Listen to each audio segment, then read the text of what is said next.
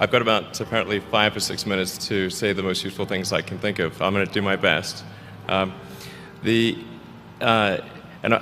was suggested that I distill things down to three items. I think I'll go with 4, and I'll try.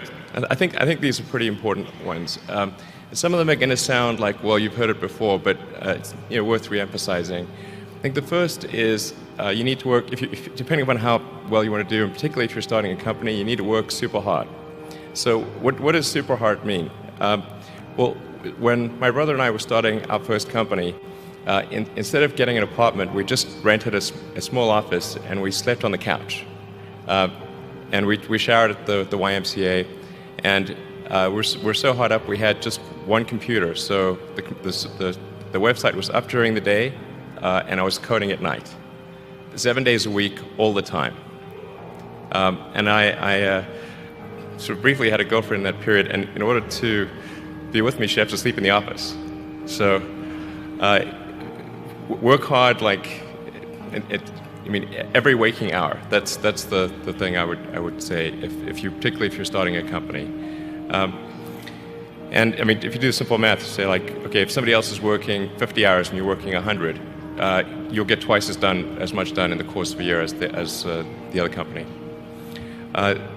The other thing I'd say is that if you're creating a company or if you're joining a company, the most important thing is to attract great people. So either join a group that's amazing, that you really respect, or if you're building a company, you've got to gather great people. All a company is a group of people that have gathered together to create a product or service.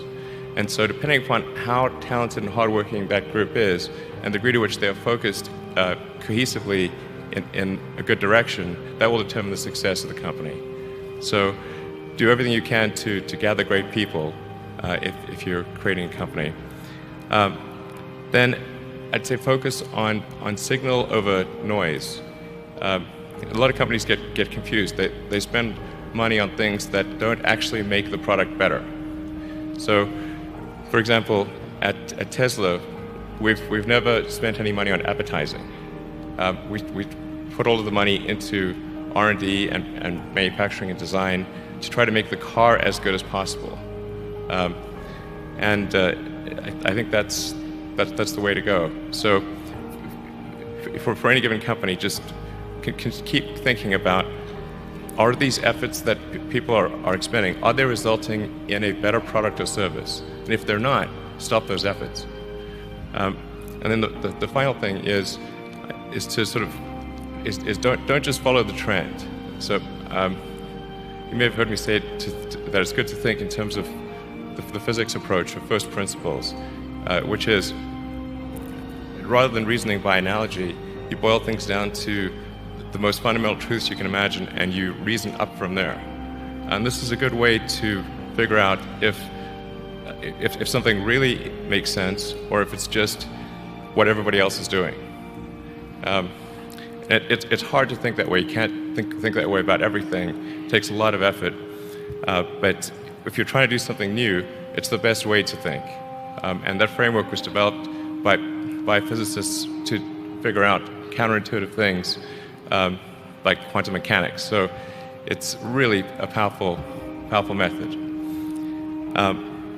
Anyway, so that's, and then I think that the final thing I would encourage you to do is, now is the time to take risk. You don't have, you don't have kids. As you get older, your obligations increase. So and once you have a family, you start taking risk not just for yourself but for your family as well. It gets much harder to do things that might not work out.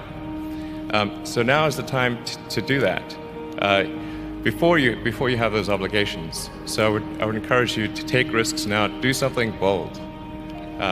You won't regret it. Thank you.